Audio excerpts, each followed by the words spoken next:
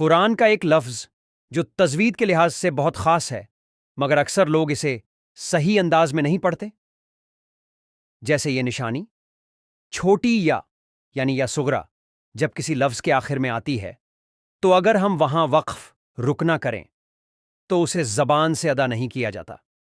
مثال کے طور پر فَأَثَرْنَ بِهِ، یہاں ہم ہی پر رک جاتے ہیں، مگر اگر ہم تلاوت جاری رکھیں فَأَثَرْنَ بِهِ نَقْعًا، تو ہی پورا پڑھا جائے گا۔ لیکن اب ذرا دیکھیے، جب وہی یا کسی اور لفظ میں آتا ہے جیسے یحیی تو معاملہ ہی کچھ اور ہوتا ہے۔ اگر ہم اس لفظ پر رک بھی جائیں پھر بھی اس یا کو ضرور پڑھنا ہوتا ہے، جیسے هُوَ يُحْيِي، ہوا یحیی، یہاں وقف کے باوجود ہم یہ پڑھتے ہیں۔ دیکھا آپ نے، ہم نے یا کو ادا کیا چاہے رک بھی گئے ہوں۔ اور اب اور حیران کرنے والی بات، قرآن میں کئی بار یا صغرا لکھی ہی نہیں ہوتی مگر اسے پھر بھی زبان سے ادا کرنا ہوتا ہے۔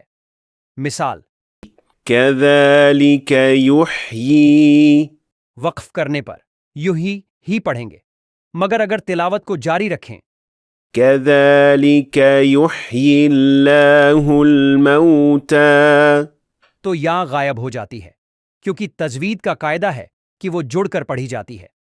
یہ ہے قرآن کا وہ لطیف نازک تجویدی اصول جو صرف کسی ٹیچر سے نہیں بلکہ اللہ کے کلام کی گہرائی سے ہی سمجھ آتا ہے۔ اور اگر آپ بھی تجوید کے ایسے خزانوں کو سمجھنا چاہتے ہیں تو اس سفر میں ہمارے ساتھ ضرور جڑیے، کیونکہ ہر حرف میں راج ہے اور ہر آواز میں حکمت۔